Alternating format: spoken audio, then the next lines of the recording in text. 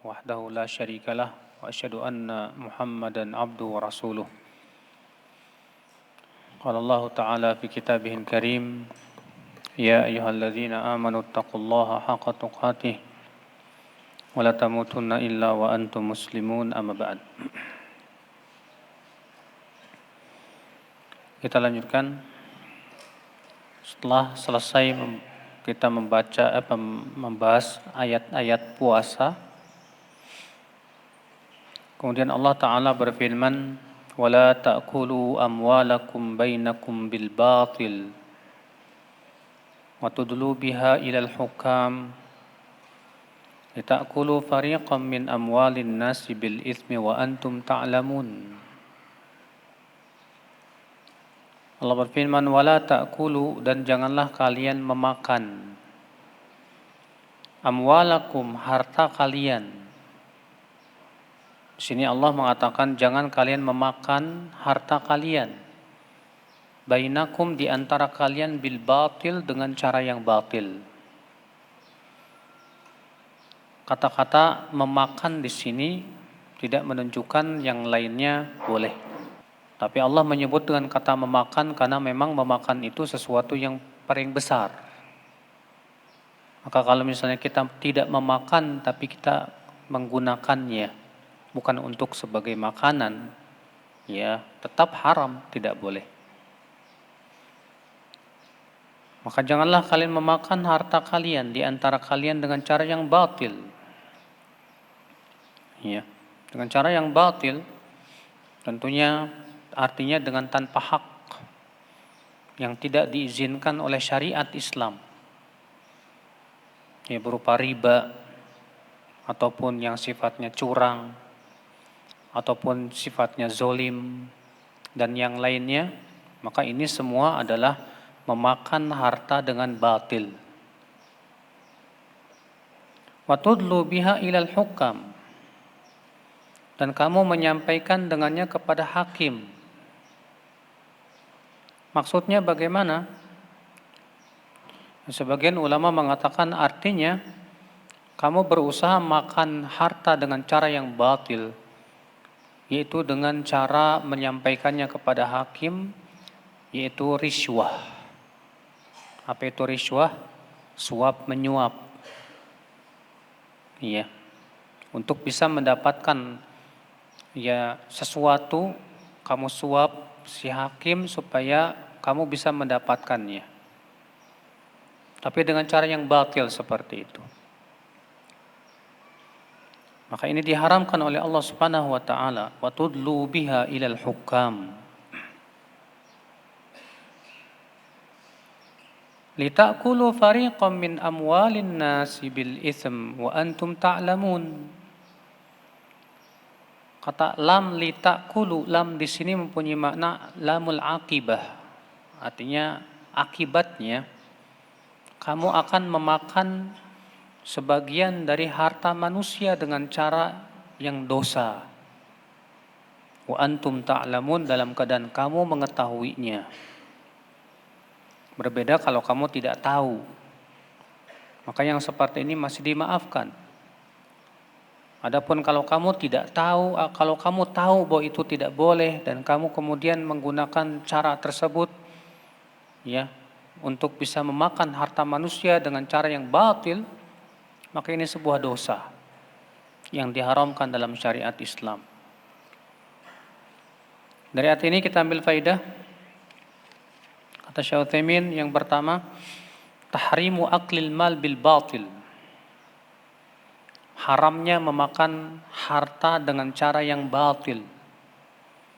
Wal batil kullu syai'in laisa laka bi haqqun syar'a. Apa yang disebut dengan cara yang batil? Yaitu segala sesuatu yang tidak berhak secara syariat. Ya, secara syariat itu tidak berhak dan tidak dibenarkan, maka itu batil. Walaupun mungkin secara kebiasaan itu biasa-biasa saja. Nah, terkadang di masyarakat kita ya yang namanya suap penyuap itu biasa, bahkan dianggap itu lumrah.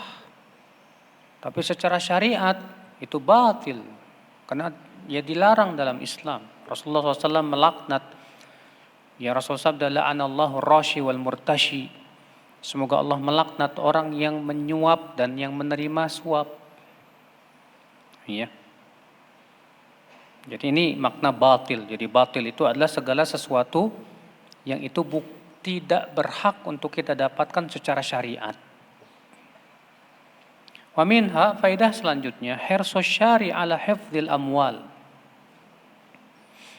Syariat ini, terutama Allah Subhanahu wa taala yang mensyariatkan kepada kita syariat-syariat, sangat bersungguh-sungguh untuk menjaga harta.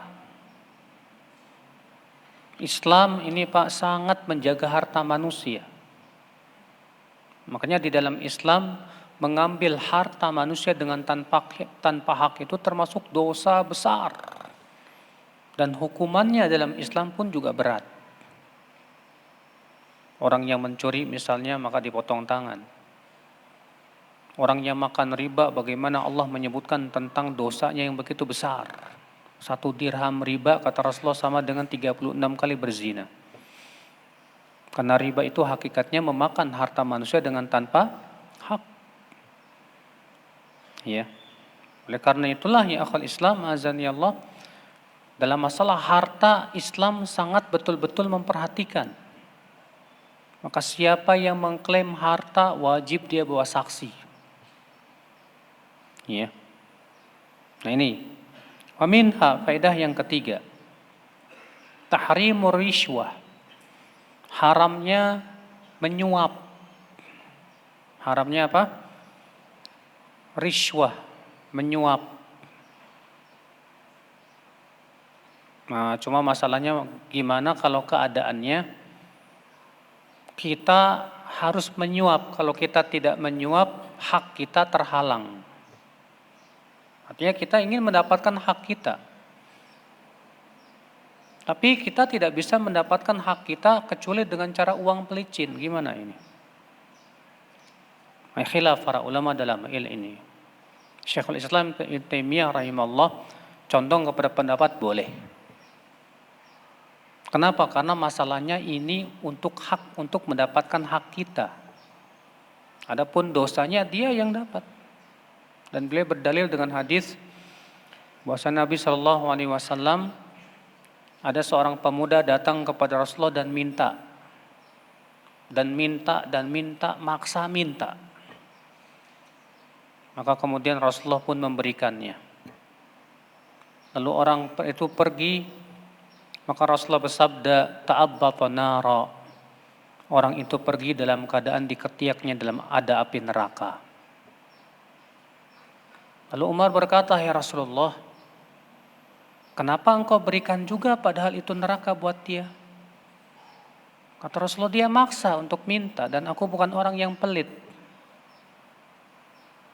Maka atas dasar ini kata Syekhul Islam, kalau misalnya ya kita untuk bisa mendapatkan hak kita tidak bisa kita lakukan kecuali dengan adanya uang pelicin. Kalau enggak begitu kita akan terhalang, terpaksa namanya darurat.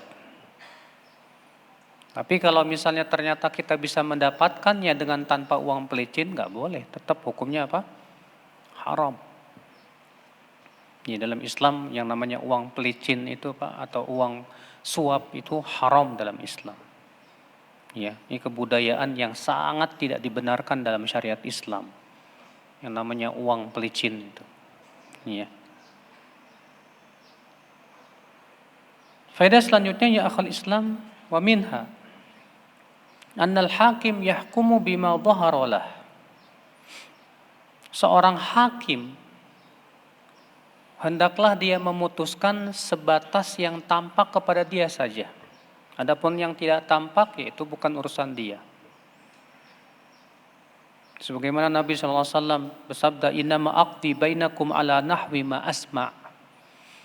Aku menghakimi kalian sesuai yang aku dengar dari alasan-alasan kalian kepada saya.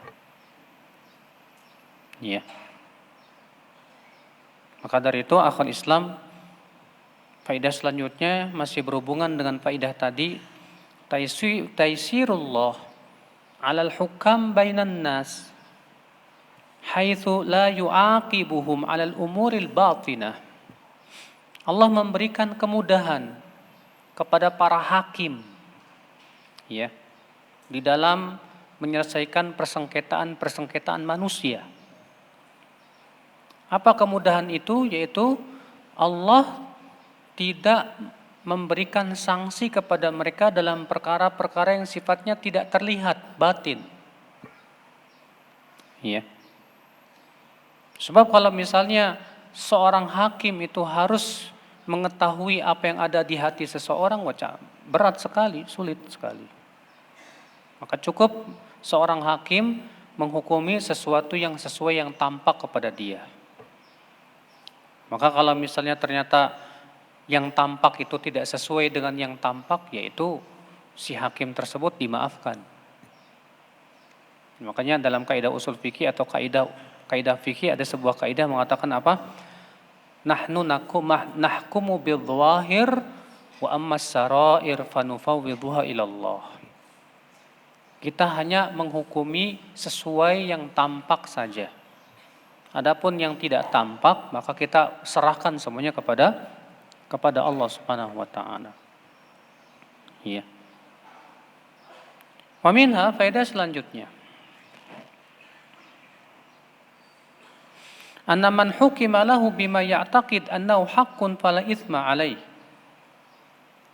Lakin law tabayyana lahu ba'da al-hukm annahu la haqqa lahu wajaba alaihi ruju'il haqq.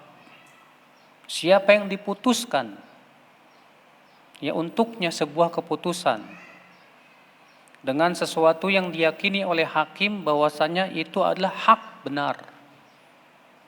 Ya setelah melakukan berbagai macam apa? Ya, usaha melihat bukti-buktinya dan yang lainnya terus dipelajari. Karena seorang hakim tuh nggak sembarangan, Pak. Nggak boleh dia langsung memutuskan secepat itu. Dia harus mengumpulkan bukti-buktinya.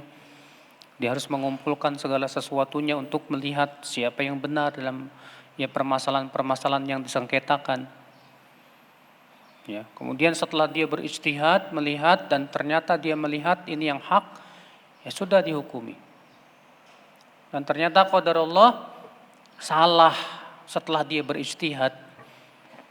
Maka kata Rasulullah apabila seorang hakim berijtihad kemudian dia benar, maka dia mendapat 2 pahala. Kalau dia berijtihad kemudian salah, maka dia dapat 1 pahala. Iya. Tapi dengan syarat si hakim tersebut memang tujuannya mencari kebenaran. Iya. Nah, kalau ternyata setelah diputuskan baru dapat bukti-bukti yang sangat kuat ternyata keputusannya salah, maka seorang hakim wajib merubah keputusannya tersebut. Iya. Tidak boleh kemudian hanya karena mendapatkan uang suap yang lebih besar dan yang lainnya dia putuskan buat orang yang lebih besar. Wah, ini zolim. Ya, haram hukumnya. Baik, kita lanjutkan ayat 189. Allah Ta'ala berfirman, Yas'alunaka 'anil ahillah.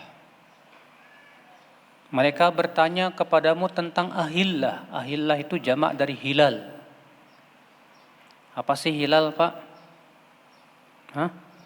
Hilal itu bulan di awal bulan, itu hilal. Kenapa disebut hilal, Pak?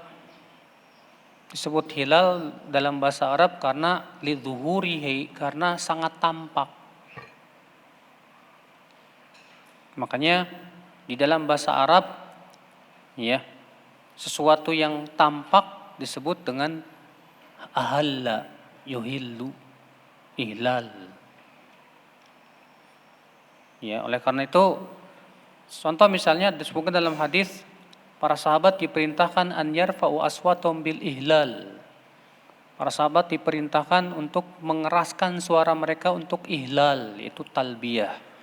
Kenapa disebut ihlal? Karena dikeraskan dan ditambahkan. Ya. Maka atas dasar itu ya akhi disebut hilal itu kalau tampak. Makanya sudah kita bahas kemarin, kenapa Allah menyebutnya syahr. Syahrul Ramadan alladzi unzila fihil Quran. Karena syahr itu dari kata-kata ishtihar. Apa itu ishtihar? Masyhur. Kenapa disebut hilal? Disebut hilal karena tampak dengan jelas. Berarti kalau ternyata tidak tampak dengan jelas atau hanya diketahui oleh 1, 2, 3 orang saja, sementara yang lain nggak tahu, maka tetap tidak disebut syahr. Dan sudah pernah kita bahas kemarin ya. Maka kalau misalnya pemerintah mengumumkan bahwa belum terlihat hilal, kemudian ada sebagian orang, 1, 2 orang mengaku katanya melihat hilal, maka kita tidak menganggap. Kenapa? Karena syarat masuknya bulan itu syahr kalau dia apa? Masyhur. Dan disebut dengan hilal kalau dia tampak secara jelas kepada banyak orang. Adapun kemudian hanya 1 dan 2 orang, tidak dianggap. Atas dasar itulah ya, pemahaman atas makna syahr dan hilal itu menguatkan hadis Nabi sallallahu alaihi wasallam. As-saumu yauma tasumun wal fitru yauma tuftirun wal adha yauma tudhahun.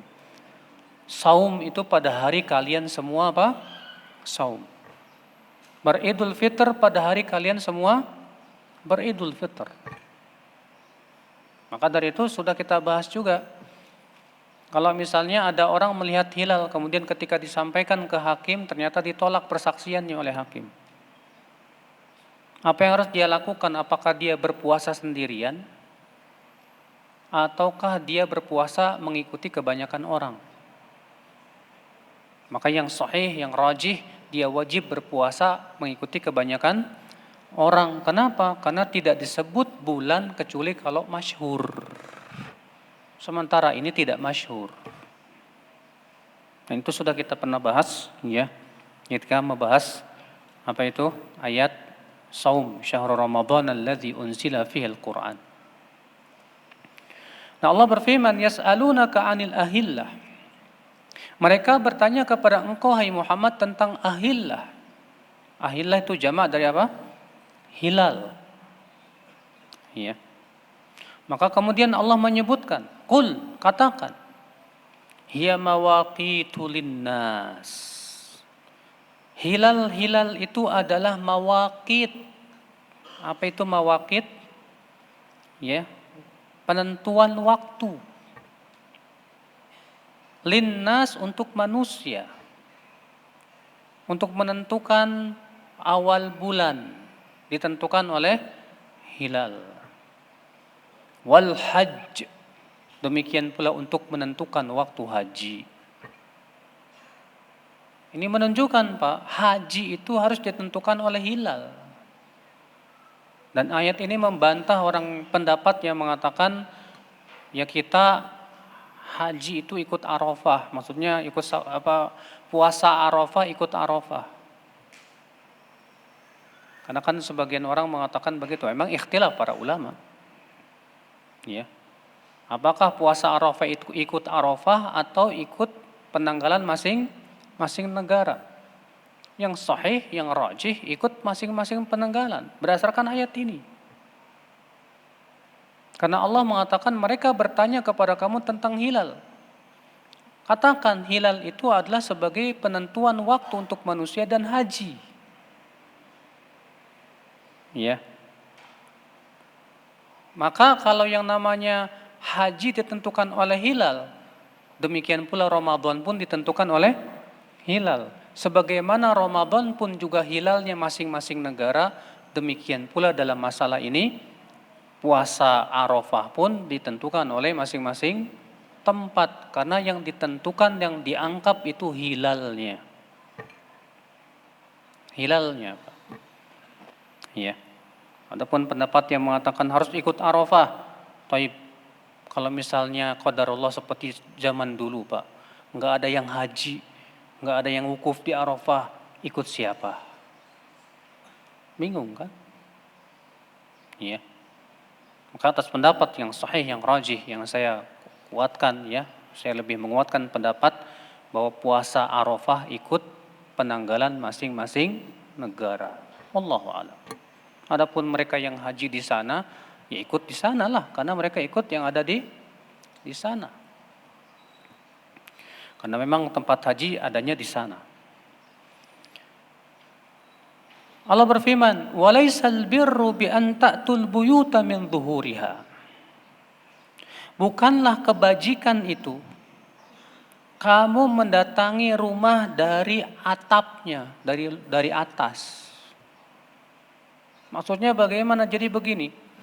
Jadi orang-orang musyrikin itu, Pak, pokoknya selain Quraisy, kalau habis haji, ketika mereka pulang mendatangi rumahnya itu nggak boleh dari depan. Katanya yang boleh dari depan rumah itu, dari pintunya hanya orang-orang Quraisy saja. Adapun selain Quraisy, maka mereka harus mendatangi rumah dari belakang naik ke atap. Bayangkan. Dan mereka menganggap ini taqarrub kepada Allah Subhanahu wa taala. Ya, maka Allah Subhanahu wa taala membantah mereka. Allah mengatakan, bukan kebaikan, dan itu tidak dianggap sebagai sebuah kebaikan. Dari mana ilmunya bahwa itu kebaikan? Bahwa itu taqarrub kepada Allah Subhanahu wa taala.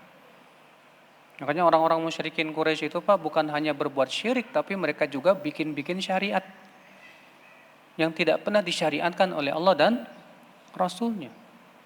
Orang-orang Quraisy itu, Pak, karena mereka merasa punya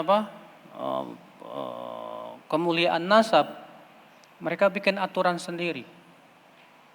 Ya, katanya yang kalau habis haji yang boleh mendatangi rumah dari depan rumah cuma orang Quraisy.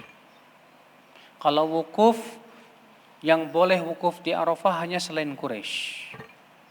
Adapun Quraisy hanya wukufnya di Muzdalifah, bukan di Arafah. Tuh, dirubah-rubah syariatnya Nabi Ibrahim oleh mereka.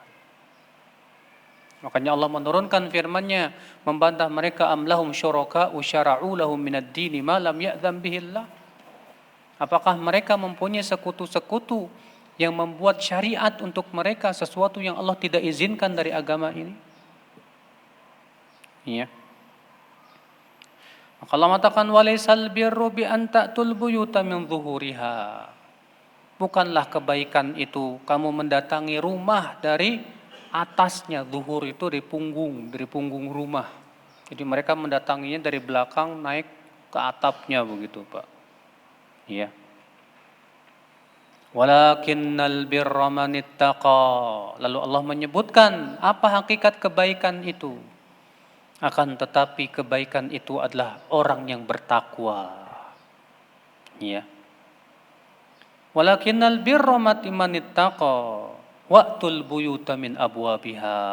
Datangilah rumah-rumah kalian tuh dari pintu-pintu depannya. Begitu adabnya, jangan pulang dari belakang, Pak. Ya, datang dari depan. Wa'tul buyuta min abwabiha. Wattaqullah, dan bertakwalah kamu kepada Allah. Artinya mendatangi rumah sesuai yang diperintahkan oleh Allah, itu dari depan rumah, itu termasuk ketakwaan. Maka bertakwalah kamu kepada Allah, supaya apa? La'allakum tuflihun, supaya kamu beruntung.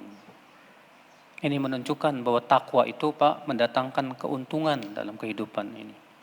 Orang yang beruntung itu siapa? Yang bertakwa kepada Allah Subhanahu wa taala. Iya. Taib, dari ayat ini kita ambil faidah. Min fawaidil ayah, kata Syekh Utsaimin, hirsus sahabah radhiyallahu anhum 'alal ilm wa annahum yas'aluna an umurid din wa umurid dunya lianna hadza mimma yata'allaq bid dunya. Semangat para sahabat untuk meraih ilmu, baik ilmu agama maupun ilmu dunia. Kenapa? Karena mereka di sini bertanya tentang urusan dunia kepada Rasulullah SAW. Mendatangi rumah dari belakang, dari depan, itu kan urusan apa? Dunia. Cuma masalahnya kan itu dianggap sebagai takarub oleh orang-orang Arab terdahulu. Makanya para sahabat bertanya, apakah itu termasuk kebaikan hai Rasulullah mendatangi rumah dari belakang setelah haji itu? Ya. Maka ini menunjukkan betapa para sahabat itu sangat semangat, Pak, di dalam menuntut ilmu Allah Subhanahu wa taala. Penting kalau ada perkara-perkara yang kita tidak pahami dalam masalah agama, masalah dunia, tanya ke ahlinya. Ya, tanya. Jangan kemudian kita menyimpulkan sendiri, bahaya. Kalau kita bukan ahlinya, jangan sekali-kali menyimpulkan sendiri. Tanya kepada ahlinya. Kalau dalam masalah pertanian, ya tanya kepada petani. Kalau bertanya tentang masalah bangunan, ya tanya kepada ahli bangunan. Kalau nanya tentang masalah komputer, ya nanya kepada ahlinya. Kalau nanya tentang agama, ya nanya kepada ahlinya masing-masing. Ya. Aminha faedah selanjutnya. Inayatullah subhanahu wa ta'ala bi rasulih sallallahu alaihi wasallam. Haitsu yujibu anil as'ilah al-muwajjaha ilaih. Perhatian Allah kepada Rasulnya, di mana Allah menjawab pertanyaan-pertanyaan yang ditanyakan kepada Rasulullah. Dan ini termasuk bantuan Allah untuk Rasulnya sallallahu alaihi wasallam. Dan subhanallah, Pak, ya, Rasulullah kalau tidak tahu ilmunya, Rasulullah nggak berani jawab. Sampai Allah berikan ilmu kepada Rasulullah berupa wahyu. Dalam sebuah riwayat, Rasulullah pernah didatangi seorang Arab Badui, kemudian orang Arab Badui bertanya, "Wahai Rasulullah, tempat apa yang paling dicintai oleh Allah? Dan tempat apa yang paling dibenci oleh Allah?" Apa kata Rasulullah? La adri, nggak tahu. Sampai nanti aku tanya kepada Jibril. Kemudian Rasulullah bertanya kepada Jibril, lalu Jibril pun diberitahu oleh Allah bahwasanya tempat yang paling dicintai oleh Allah apa? Masjid. Dan tempat yang paling dibenci oleh Allah apa? Pasar. Masya. Ya. Bayangkan Rasulullah aja kalau nggak tahu nggak berani jawab. Sementara kita nggak tahu, sok tahu, Pak. Kita baru ilmunya sedikit aja udah, oh nggak boleh nih, oh ini, Masya Allah. Hati-hati, antum bisa berdusta loh atas nama Allah Subhanahu wa Ta'ala. Allah Ta'ala berfirman, "Wala taqulu lima atasifu alsinatukumul kadhiba hadza halal wa hadza haram litaftaru 'ala Allahil kadhib." Jangan sekali-kali lisan kalian mensifati ini halal, ini haram, akibatnya kalian berdusta atas nama Allah Subhanahu wa taala. Hati-hati. Ya. Makanya kalau kita ditanya jangan mudah menjawab. Pelajari dulu. Kalau memang kita sudah betul-betul pernah mempelajari permasalahan itu dan kita sudah tahu ilmunya, silakan jawab. Adapun kalau kita belum pernah mempelajari permasalahan itu, mendingan dipending aja jawabannya, Pak. Daripada kita masuk neraka, ya, bilang, saya pelajari dulu insya Allah. Kalau sudah saya pelajari, nanti saya akan berikan jawabannya. Itu lebih baik. Atau kita katakan saya tidak tahu, selesai. Dan tidak aib bagi seorang alim mengatakan saya tidak tahu, enggak aib. Ya. Yang aib itu enggak tahu tapi sok tahu. Nah ini bahaya ini. Ya, orang sok tahu itu merusak semua ilmu. Kalau sok tahu merusak ilmu, Pak. Dalam ilmu dunia kalau sok tahu rusak ilmu dunia itu. Apalagi ilmu agama. Ya. Faedah selanjutnya wa minha annal hikmata min al-ahillah annaha mawaqit lin-nasi fi syu'uni dinihim wa dunyahum. Bahwa hikmah adanya hilal, bahwa itu adalah waktu, penentuan waktu untuk urusan dunia maupun agama manusia. Karena sini Allah Subhanahu wa taala menyebutkan bahwa hikmah Allah menciptakan hilal, adanya hilal untuk apa? Mawaqitu linnas. Makanya dengan adanya waktu-waktu itu kita bisa mengetahui penanggalan dan yang lainnya. Nikmat, Pak. Ya.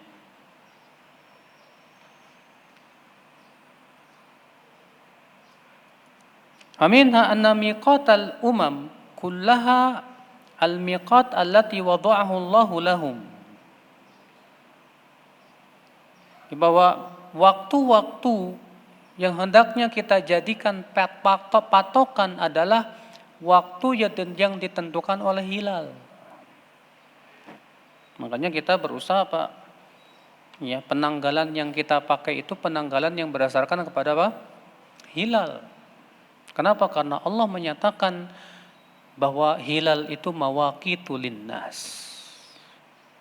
Ya. Wa minha, faedah selanjutnya. Annal hajja muqayyadun bil ashhur.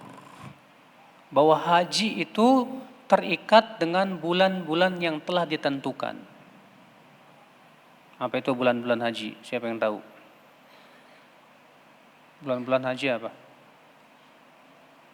Hah? Bulan-bulan haji apa? Bulan-bulan haji Syawal, Dzulqa'dah, Dzulhijjah. Ahsan, barakallahu fiik. Itu dia bulan-bulan haji. Dimulai dari Syawal, kemudian Dzulqa'dah, kemudian Dzulhijjah. Nah, itu bulan-bulan haji. Kalau ada orang yang hajinya bulan Safar, diterima nggak, Pak? Yang nggak diterima lah. Iya. Wa minha, faedah selanjutnya, annal birra yakunu biltizami ma syara'ahu Allah wal hadar min ma'siyati. Bahwa hakikat kebaikan itu apa? Dengan memegang apa-apa yang disyariatkan oleh Allah. Maka sesuatu yang tidak disyariatkan oleh Allah tidak dianggap kebaikan. Jadi semua yang disyariatkan oleh Allah dan segala sesuatu yang sejalan dengan syariat Allah tidak bertabrakan, maka itu kebaikan namanya, Pak. Iya. Adapun yang bertabrakan dengan syariat Allah Subhanahu wa taala, maka itu bukan kebaikan. Walaupun dianggap baik oleh banyak manusia. Makanya kita penting melihat kebaikan itu jangan sebatas melihat menurut pandangan mata kita. Oh, ini baik kok, ini baik kok. Tak dulu. Ini baiknya menurut kamu atau menurut siapa? Karena yang menurut kita baik belum tentu menurut Allah baik loh, Pak. Yang menurut kita tidak baik belum tentu menurut Allah tidak baik loh, Pak. Berarti kita harus bisa melatih diri dan membiasakan melihat kebaikan itu adalah yang sesuai dengan yang menurut Allah dan Rasulnya apa? Baik. Iya. Waminha, faedah selanjutnya. Annal adati la taj'al ghairal masyru'an. Bahwa kebiasaan-kebiasaan manusia tidak menjadikan sesuatu yang tidak disyariatkan menjadi syariat. Ya. Bahwa kebiasaan-kebiasaan manusia tidak menjadikan sesuatu yang tidak disyariatkan menjadi apa? Syariat, tidak. Kenapa? Karena Allah mengatakan dalam ayat ini, dalam surat tadi, walaisal birru bi an ta'tul buyuta min zuhuriha. Bukanlah kebaikan itu kamu mendatangi rumah dari atasnya, bukan. Padahal mereka punya kebiasaan begitu. Mereka punya kebiasaan kalau pulang haji, ya mendatangi rumahnya di belakang naik ke atas. Ya. Tapi kebiasaan ini dianggap baik tidak? Tidak. Walaupun mereka menganggap ini sebagai taqarrub kepada Allah. Akan tetapi ingat, yang namanya taqarrub kepada Allah itu harus ditentukan oleh Allah. Karena Allah yang berhak diibadahi. Ya. Nah, ini akhwat Islam azani Allah wa yakum. Maka siapa yang melakukan suatu adat kebiasaan dan dia anggap ini sebagai taqarrub kepada Allah, maka wajib kita lihat ada enggak syariatnya dari Allah Subhanahu wa taala. Beda kalau dia tidak menganggap itu taqarrub kepada Allah, ini cuma kebiasaan saya aja kok. Saya tidak menganggap ini syariat Allah, saya juga tidak melakukan itu bukan dalam rangka taqarrub kepada Allah, enggak, ini sebatas kebiasaan saja. Kalau memang ternyata kebiasaan itu tidak bertabrakan dengan syariat, ya silakan aja. Karena masalahnya yang berhubungan dengan masalah adat istiadat pada asalnya apa? Halal. Boleh. Ya, sampai ada dalil yang mengharamkannya. Ya. Wa minha, faedah selanjutnya. Annahu yanbaghi lil insan an ya'tiyal umur min abwabiha. Bahwa seseorang atau setiap insan hendaklah mendatangi segala perkara itu dari pintu-pintunya.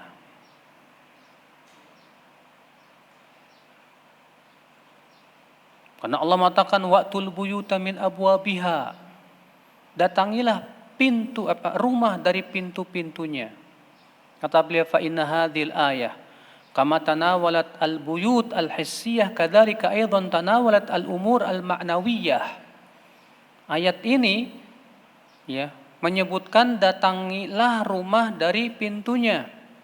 Dan kata-kata rumah di sini mempunyai dua makna, makna rumah beneran atau rumah yang sifatnya maknawi. Ya.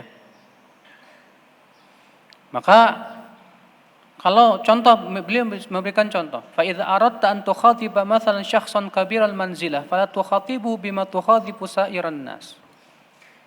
Kalau kamu ingin bicara dengan orang yang punya kedudukan tinggi, ya enggak bisa kamu bicara kepada dia sama dengan orang yang lain, enggak bisa. Ya. Tapi datangilah dari pintunya. Yang berhak untuk didatangi. Antum mau menuntut ilmu, tahu-tahu mau langsung tengah-tengah ngambilnya, salah. Menuntut ilmu, datangi ilmu dari pintunya, dari dasar-dasar dulu kita pelajari. Ini enggak maunya langsung tingkat tinggi, puyeng, pusing akhirnya, enggak paham. Nah ini ya akhi. Wa min fawaidil ayah, di antara faedah ayat ini, anna Allah subhanahu wa ta'ala idza naha an syai'in fataha li ibadihi minal ma'dun ma yaqumu maqamahu. Bahwa Allah kalau melarang sesuatu, maka Allah membukakan ganti yang lain yang diizinkan oleh Allah. Ya. Artinya kalau Allah melarang sesuatu, biasanya Allah memberikan solusi sesuatu yang lain yang dibolehkan. Ya. Contoh di sini Allah melarang, ya di sini Allah Subhanahu wa taala menyebutkan bahwa mendatangi rumah dari belakang itu bukan kebaikan. Lalu Allah menyebutkan yang disebut kebaikan itu mendatangi rumah dari pintunya masing-masing. Ya. Allah melarang riba, tapi Allah memberikan yang lain yang boleh apa? Jual beli. Allah Subhanahu wa taala melarang zina, maka Allah membolehkan apa? Menikah. Allah Subhanahu wa taala melarang berbagai macam larangan, maka Allah pun membolehkan berbagai macam kebolehan-kebolehan. Untuk apa? Memberikan kemudahan kepada manusia. Makanya Pak, kita selain melarang tapi juga memberikan solusi. Kalau hanya sebatas melarang tanpa memberikan solusi kurang bijak. Dilarang musik, berikan solusinya. Al-Quran lebih baik daripada musik. Iya. Ini akal Islam, azani Allah wa yakum. Wa minha, faedah selanjutnya, wujubu taqwallah, wajibnya bertakwa kepada Allah. Apa itu takwa? Hakikat takwa itu menjalankan perintah dan menjauhi larangan. Ya, itulah takwa. Oleh karena itulah Umar bin Khattab pernah bertanya kepada Ubay bin Ka'ab, "Hai Ubay, jelaskan kepadaku apa itu takwa, hai Ubay."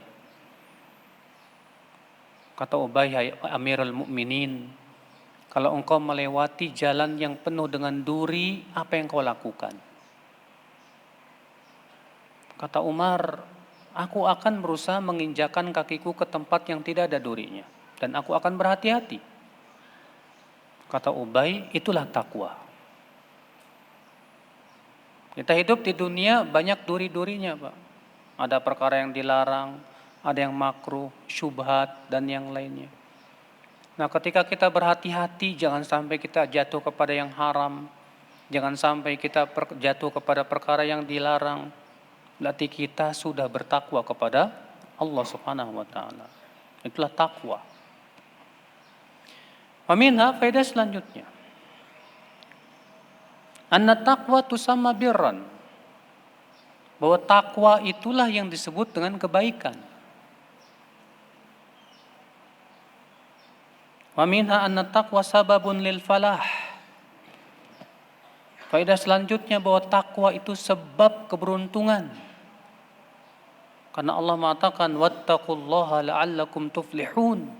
Bertakwalah kalian kepada Allah supaya kalian bertakwa, beruntung ya. Orang yang beruntung, paling beruntung itu yang bertakwa kepada Allah dalam setiap permasalahan. Ya, terkadang kan di antara kita menganggap beruntung itu kalau dapat duit banyak walaupun caranya haram. Enggak, beruntung itu kamu dapat harta yang halal walaupun sedikit. Karena kamu sudah bertakwa kepada Allah. Maka dari itulah ya akhi, peganglah kuat-kuat ketakwaan ini, Pak. Karena ketakwaan ini wallahi ya akhi, perbekalan yang terbaik yang kita bawa di dunia ini. Allah berfirman, "Wa tazawwadu fa inna khairaz zadi taqwa." Berbekalah kalian, sesungguhnya sebaik-baik perbekalan adalah apa? Takwa. Jadi perbekalan kita di dunia yang terbaik apa? Takwa. Orang yang bertakwa, Pak, Allah sudah berikan janji-janji yang luar biasa. Di antaranya orang yang bertakwa, Allah akan bukakan pintu-pintu rezeki untuk dia. Allah berfirman, "Wa may yattaqillaha yaj'al lahu makhraja wa yarzuqhu min haitsu la yahtasib." Barang siapa yang bertakwa kepada Allah, Allah akan berikan jalan keluar dalam hidupnya. Dan Allah akan berikan rezeki dari arah yang tidak disangka-sangka. Subhanallah. Orang yang bertakwa, Allah berikan kemudahan dalam urusannya, walaupun di awal-awal sulit. Allah berfirman, "Wa may yattaqillaha yaj'al lahu min amrihi yusra." Siapa yang bertakwa kepada Allah, Allah akan jadikan urusannya mudah. Orang yang bertakwa, Pak, Masya Allah, luar biasa. Janji Allah untuk orang yang bertakwa itu Masya Allah. Cuma masalahnya buat bertakwa nggak mudah. Karena jalan takwa itu penuh duri.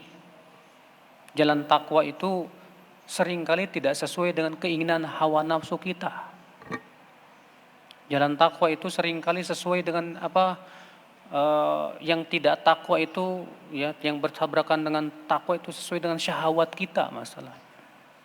Maksiat sesuai dengan syahwat.